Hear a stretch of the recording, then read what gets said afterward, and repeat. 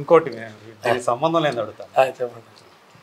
ఇప్పుడు మీకు తెలుసు, ఆంధ్రప్రదేశ్లో తెలుగుదేశం, జనసేన, బీజేపీ కూటమి అధికారంలోకి వచ్చింది.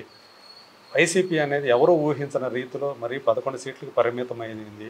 దీన్ని మీరు అంటే ఒకప్పుడు మీరే నేను జనసేన కార్యకర్తని చెప్పుకున్నవాళ్ళు కదా, సో అది ఎలా మీరు దాన్ని బాగుంటుంది? పరిపాలన బాగా సాగాలనుకుంటాం, ఇచ్చినటువంటి మేనిఫెస్టో అమలు అనేటువంటి జరగాలనుకుంటాం.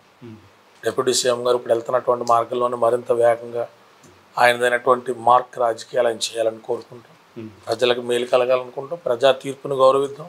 ఓకే, ఖచ్చితంగా ప్రజలకు మంచి జరుగుతుంది, గత ప్రభుత్వం కంటే కూడా మేలైన పరిపాలన సాగుతుంది అంటే అందరం కూడా స్వాగతిస్తాం, ఆనందిస్తాం. చంద్రబాబు గారు సుదీర్ఘమైన రాజకీయ అనుభవంతో అసాధ్యం, నేను ఎలక్షన్ ముందు కూడా చెప్పాను, ఆ మేనిఫెస్టో సాధ్యం అని నేను ఈ రోజు కూడా నమ్మట్లేదు. అధికారంలోకి వచ్చారని నా అభిప్రాయాలు మారవు కాబట్టి ఆ మేనిఫెస్టో సాధ్యం నేను నమ్మట్లేదు ఈ రోజు కూడా. సో ఆయన సాధ్యం చేసి చూపెడితే ఖచ్చితంగా మా అందరి గుండెల్లో కూడా చంద్రబాబు నాయుడు గారు కూటమి కూడా ప్రధానంగా ఆ మేనిఫెస్టోలో సాధ్యం కానిది అంటూ మీకు అనిపించింది బలమైనది చాలా చెప్పాం. గతంలో 15,000 కోట్లు కాపులకు ఇస్తాననేటువంటిది ఒకటి. ఫస్ట్ ఆఫ్ ఆల్ అది పాసిబిలిటీస్ అనేటువంటిది నాకు నియరెస్ట్ పాసిబిలిటీ కనిపించలా. మహిళలకు ఉచిత బస్సు అనేటువంటి దాని ద్వారా ఆల్రెడీ ఉన్నటువంటి బడ్డల్లో ఏపీఎస్ఆర్టీసీ మీద ఎక్కువ పడుతుంది. అదే ఎలక్ట్రిక్ బస్సులు పెట్టి ఆ ఎలక్ట్రిక్ బస్సుల మీద పెట్టుంటే బాగుండేది కదా అనుకున్నాం. సో అలాగే పెన్షన్ పెంచడం అనేటువంటి దానిలో కానీ, వాలంటీర్ వ్యవస్థ కొనసాగించడం అనేటువంటి దానిలో కానీ, అలాగే బీసీ మహిళలకి లేకపోతే చాలామంది మహిళలకి 19 నుంచి 50 వరకు కూడా పెన్షన్లు ఇస్తానంటాం. కానీ ఏ వెల్ఫేర్ అనేటువంటిది సమగ్రాభివృద్ధి కాకుండా ఓట్ బ్యాంక్ కింద ఉన్నదని జగన్మోహన్ రెడ్డిని 600 వీడియోలో దుయ్యబట్టాము. మరి అంతకు మించి హామీలు ఇచ్చినప్పుడు దాన్ని వ్యతిరేకించాల్సిన బాధ్యత నా మీద ఉంటుంది కదా. అయితే చంద్రబాబు నాయుడు గారు ఒక అడ్మినిస్ట్రేటర్గా ఇదివరకు చేసిన ఆయన పనితీరు గురించి మీకు తెలుసు కాబట్టి, ఇదివరకు కూడా అన్ని లక్షల కోట్ల రూపాయలు సృష్టించి పంచిపెట్టలేదు కదా సార్. అడ్మినిస్ట్రేటర్గా ఆయన సమీక్షా శక్తిని ఎవరో తప్పట్టం. సమీక్షలు బాగా చేస్తారు, ప్రభుత్వ యంత్రాంగాన్ని పరుగులు పెట్టిస్తారు, ప్రభుత్వ యంత్రాంగంతో ఆయన పనులు చేయించినటువంటి నేపథ్యం. ఆ పనులు చేపించడం వల్లే ప్రభుత్వ యంత్రాంగం యొక్క కోపానికి గురి అధికారం కోల్పోయిన నేపథ్యం అన్నీ మనం చూసినాం.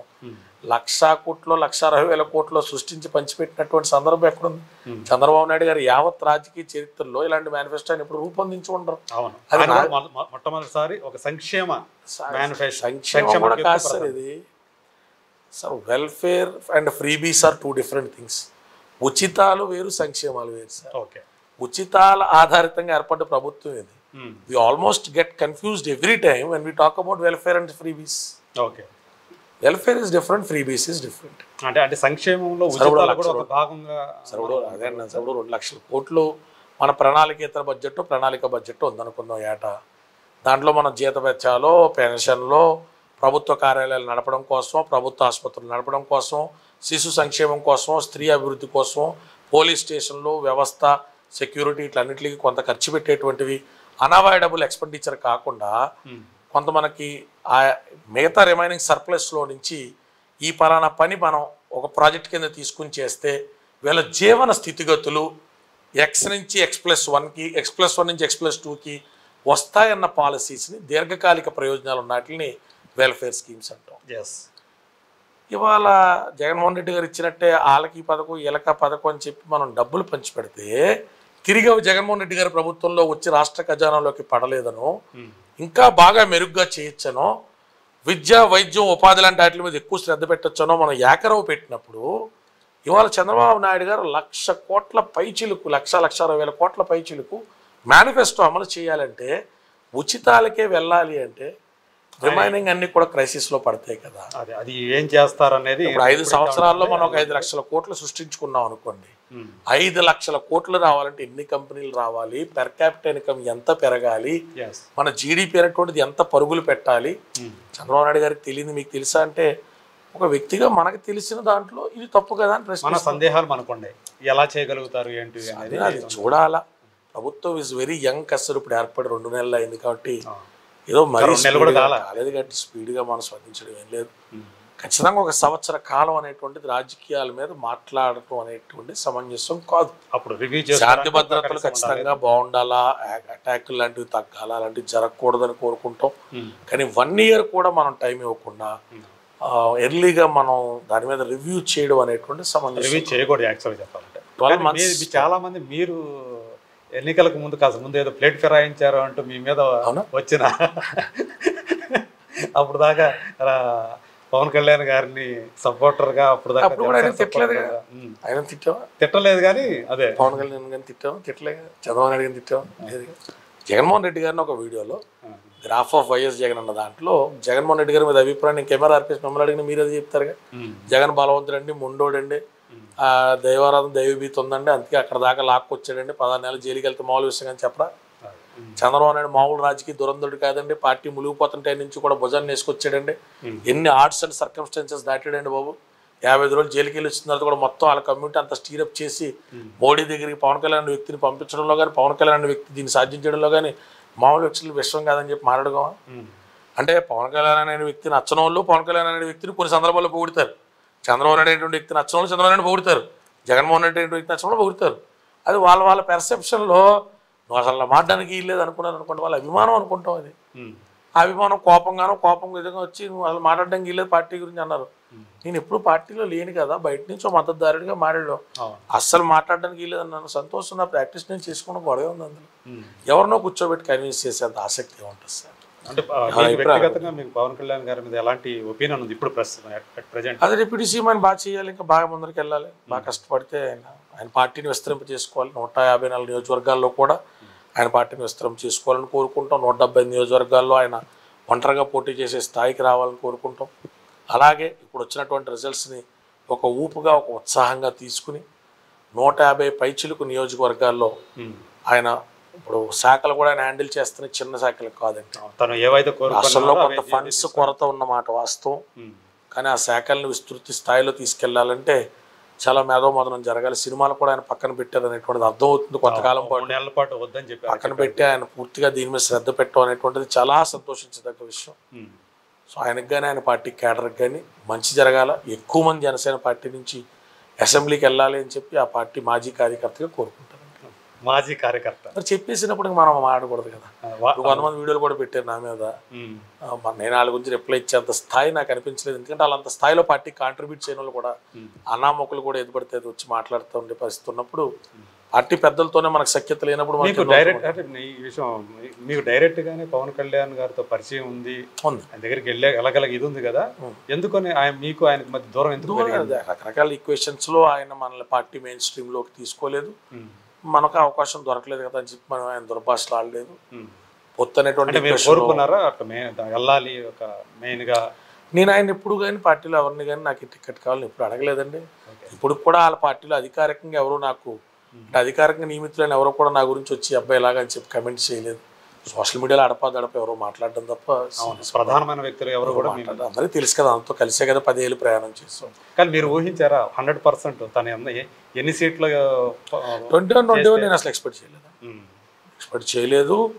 21 అనుకో నేను 12-13 సీట్లు వస్తాయి అనుకున్నాను నేను. ఓకే. అండ్ నేను కూటమి గెలుస్తుందని కూడా అనుకోలేదండి. నేను జగన్మోహన్ రెడ్డి గారే గెలుస్తారు అనుకున్నాను. జగన్మోహన్ రెడ్డి గారికి సంబంధించిన సంక్షేమ పథకాలే ప్రజల్లోకి వెళ్ళినాయి అని నేను నమ్మాను.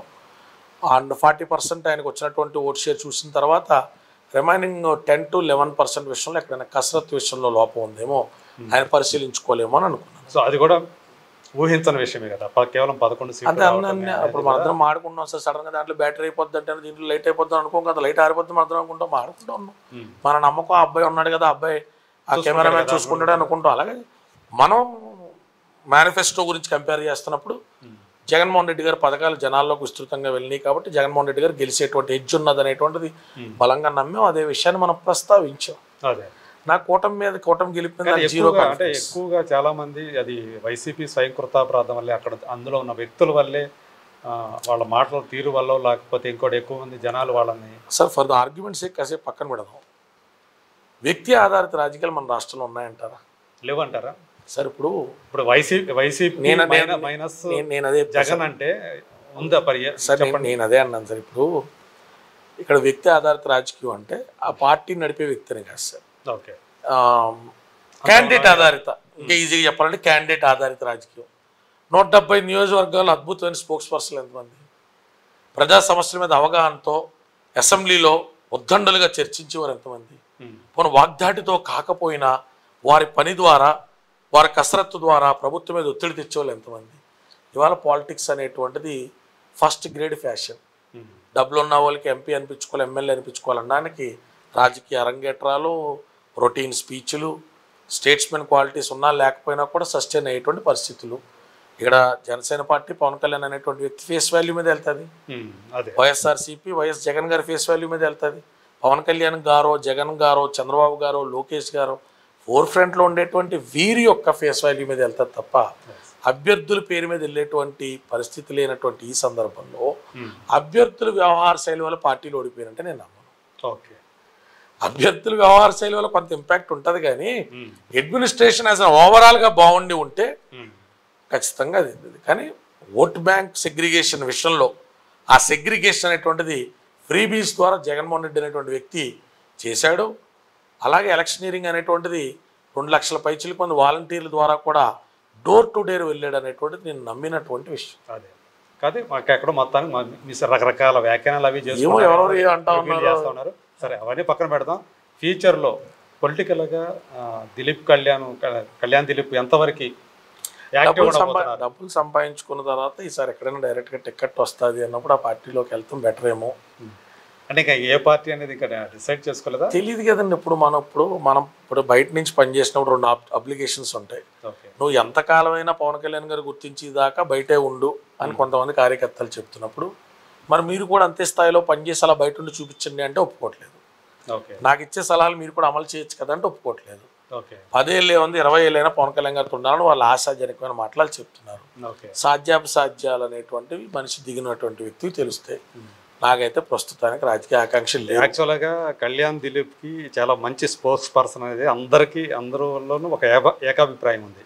అలాంటి వ్యక్తి పవన్ కళ్యాణ్ దగ్గర ఎందుకని కొన్ని ఇవ్వటం కూడా ఏం పని చేసే అంటారు తెలియదండి. అంత పెద్ద విశ్లేషణ చేసేంత విషయాలు కూడా ఏం కాదు. నేను ఏమైనా కోల్పోయినని బాధపడతాయి కదా, అయ్యో ఎందుకు కోల్పోయిన బాధపడటానికి. ఆయన వచ్చాడు డిప్యూటీ సీఎం అంటే వద్దని సీఎం అయినా కూడా నా అంతటి నేను వెళ్ళి నాకు ఇది కావాలని అడగను. అది అహంకారం ఏం కదా, ఆత్మాభిమానం. రేపొద్దున ఒకవేళ పవన్ కళ్యాణ్ గారు ఆయన దగ్గర నుంచి మీకు పిలుపు వస్తే సిద్ధంగా ఉన్నారా? ఆయనకి ఆయన పార్టీలోకి ఎందుకు వస్తాయండి పిలుపు? ఆయన పార్టీ ఇప్పుడు నిండుగా ఉంది, ఆయన పార్టీ పని ఆయన చేసుకుంటా నాతో అవసరం ఏముంటుంది నన్ను పిలవడానికి? ఏముంటుంది?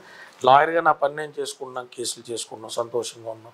ఇప్పుడు ఆయన పిలవాలని చెప్పి నేను కూర్చోవడం, ఆయన పిలిచి ఎన్ని పిచ్చి మాటలు అన్ని రియలిస్టికల్లీ ఇంపాసిబుల్ వేస్ట్ మాటలు యూజ్ లేదనుకుంటానండి నా వరకు అయితే. నన్ను పిలిచి ఆయన చేయాల్సింది ఏముంది? ఆయన పార్టీలో నాకు అకామిడేట్ చేయాల్సింది ఏముంది? హ్యాపీగా చెప్పొచ్చు కదా, ఆయనకి మనం ఉన్నాడు కదా. నన్ను పిలవడం వల్ల ఇప్పుడు వచ్చే ఉపయోగం అయితే ఏమీ లేదు. ఆయన శాఖలు ఆయన నిర్వర్తించుకున్నారు, ఆయన హ్యాపీగా ఉంటున్నారు. Let him be happy. Party ప్రోగ్రెసివ్గా ఉంది. 21 మంది ఎమ్మెల్యేలు ఉన్నారు, మంత్రులు ఉన్నారు, 2 ఎంపీలు ఉన్నారు. As a whole party now it is flourishing with some good quality amount of water. కాబట్టి బాగా జరగాలి, మెరుగ్గా ఇంకా పార్టీ ఎక్స్పాండ్ అవ్వాలని కోరుకుంటాం. మన ప్రజెన్స్ ఏమన్నా నాకు నా ప్రొఫెషన్ హ్యాపీగా ఉంది, కంఫర్టబుల్గా ఉంది. ఓకే, థ్యాంక్ యూ అండి, థ్యాంక్ యూ సో మచ్.